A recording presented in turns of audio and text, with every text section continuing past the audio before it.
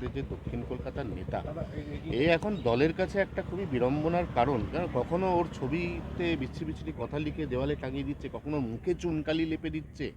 মানে এটা এই আপনার না, কলকাতা সব পার্টিতে কিছু সমস্যা থাকেই, কারো পছন্দ অপছন্দ। যেহেতু পার্টির মধ্যে একটা নির্বাচন চলছে, প্রক্রিয়া চলছে পরিবর্তনের, কিছু লোক অধৈর্য হয়ে যাচ্ছে, কিন্তু কেউই পার্টির শৃঙ্খলার বাইরে নয়, সে যত বড় নেতাই হোক। আপনারা জানেন সেখানে কল্যাণ সিংয়ের মতো নেতাকে আমরা পার্টি থেকে সরিয়েছি, উমা ভারতীকে পর্যন্ত। ভারতীয় জনতা পার্টি ডিসিপ্লিন পার্টি, আদর্শ নির্ভর পার্টি, সাধারণ কর্মীদের পার্টি। তো সেখানে কেউ ব্যক্তিগত তার ভালো মন্দ ইচ্ছা অনিচ্ছার উপরে পার্টি চলবে না। তার জন্য পার্টির আছে, ব্যবস্থা আছে, দেখছেন তারা ব্যবস্থা নেবেন। 26-এর ভোটের আগে দলের নিচুতলার কর্মীরা তারা পূর্ণ সময়ের একজন সভাপতি চেয়েছিল, কিন্তু এখনো পর্যন্ত সেই সভাপতি এলো না। এবারে এই এটা পশ্চিমবাংলা নিয়ে আপনারা বেশি চিন্তিত। সারা ভারতবর্ষে ভারতীয় জনতা পার্টির প্রতি 3 বছর অন্তর সাংবিধানিক নির্বাচন হয়, সেটা চলছে। পশ্চিমবাংলায় কেন, অন্যান্য রাজ্যে ধরুন সব জায়গায় ঘোষণা হচ্ছে, কথাবার্তা চলছে। যারা ঠিক মনে করবেন সর্বভারতীয় নেতারা যারা দায়িত্বে আছেন তারা করবেন, সেই অন্য রাজ্য হবে, পশ্চিমবঙ্গ হবে, আলাদা করে পশ্চিমবাংলায় কিছু হবে না। সেই প্রক্রিয়ায় চলছে। হয়তো আমাদের কাছে একটু বিষয়, যেহেতু আমাদের আগামী বছর নির্বাচন আছে, আমাকেও হাজার হাজার কর্মী বলছেন দাদা কবে হবে। আমি ভাই অপেক্ষা করো, হবে, পার্টির উপরে আস্থা রাখো, আর তার দ্বারাই পরিবর্তন হবে। রাজ্য সভাপতি নির্বাচনের ক্ষেত্রে নমিনেশন একটা পর্ব থাকে বিজেপির, সেই রাজ্য সভাপতি নয়, মণ্ডল সভাপতি থেকে নমিনেশন দিয়ে নির্বাচিত হয়েছে যতগুলো হয়েছে। আর রাজ্য সভাপতিও নমিনেশন দিয়ে নির্বাচিতই হবেন। হ্যাঁ, আমরা নির্বাচন বলি না, সেটাকে সর্বসম্মতিতে একজনই করেন, তাকে সবাই মেনে নেয়, সাংবিধানিক ফর্মালিটি পুরো হবে, কিন্তু সর্বসম্মতিতে হবে, তিনি নির্বাচিত হবেন, সেটাই হবে। সেই নমিনেশন পর্ব কি শুরু হয়েছে? না, হয়নি, হলে জানতে পারবেন আপনারা। নমিনেশন হবে আর সেই দিনই নির্বাচন হয়ে যাবে, বা একদিন দুদিনের মধ্যে। দাদা, দিল্লিতে পদ্ম পুড়েছে, চালু হয়েছে আয়ুষ্মান ভারত, এবার বাংলা সংসদে দাঁড়িয়ে হুঙ্কার কেন্দ্রীয় স্বরাষ্ট্রমন্ত্রী। না, ঠিকই তো। এখানকার পশ্চিমবাংলার মানুষ যারা স্বাস্থ্য পরিষেবা থেকে সবচেয়ে বেশি বঞ্চিত, শিক্ষা ইত্যাদি সব গেছেই।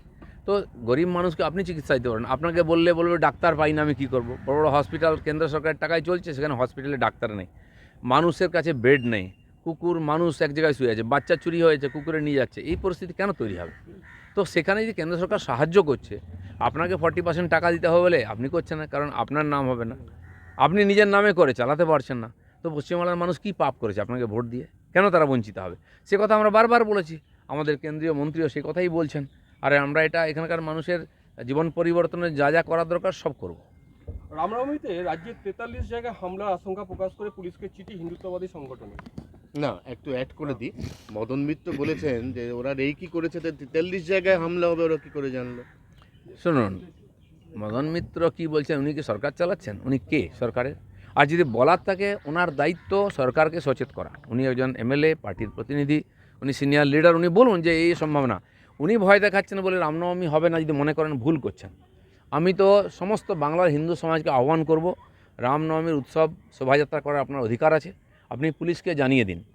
পুলিশ যদি অনুমতি না দেয় বা বাধা দেয়, ওই 10,000 20,000 লোককে নিয়ে থানাকে ঘেরাও করে রাখুন সারা দিন, কারণ এই অধিকার নেই পুলিশের হিন্দু সমাজ কী করবে না করবে বলার। হিন্দু সমাজ যে উৎসব উদযাপন করবে সেটা শান্তিপূর্ণভাবে হোক, এটা দেখার দায়িত্ব পুলিশের বা সরকারের। না হলে এই শক্তিটা সরকারের বিরুদ্ধে যাবে। আপনাকে প্রত্যেকবার এই দিনে অস্ত্র লাঠি খেলায় দেখা যায়, এবারও দেখা যাবে? হ্যাঁ, শস্ত্র নিয়ে বেরোবো আমরা। কোথায়? খড়গপুরের ট্রেডিশন আছে, আখড়া বেরোবে আর সেখানে অস্ত্র থাকবে, এটা ট্রেডিশন আমাদের ওখানকার। ব্রিটিশও বন্ধ করতে পারেনি, পাঠানও বন্ধ করতে পারেনি, যদি এনারা বন্ধ করতে চান এদেরকে ছুঁড়ে ফেলা হবে। জগদ্দলে অর্জুনের বাড়ির সামনে আবারও বোমাবাজি ও গুলি চালানোর অভিযোগ।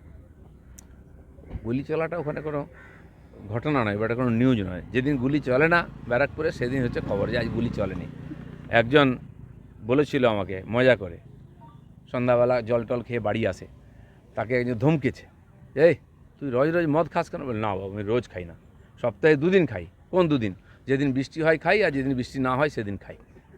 আজকে আমাদের ব্যারাকপুরও তাই হয়ে গেছে, কোন দিন বোম পড়ে না, কোন দিন গুলি চলে না। কেন চলছে? সরকার কী করছে? কেন চলবে? ওখানকার গরিব মানুষ শান্তিতে বাঁচার তাদের অধিকার নেই। চলো হয়ে গেছে।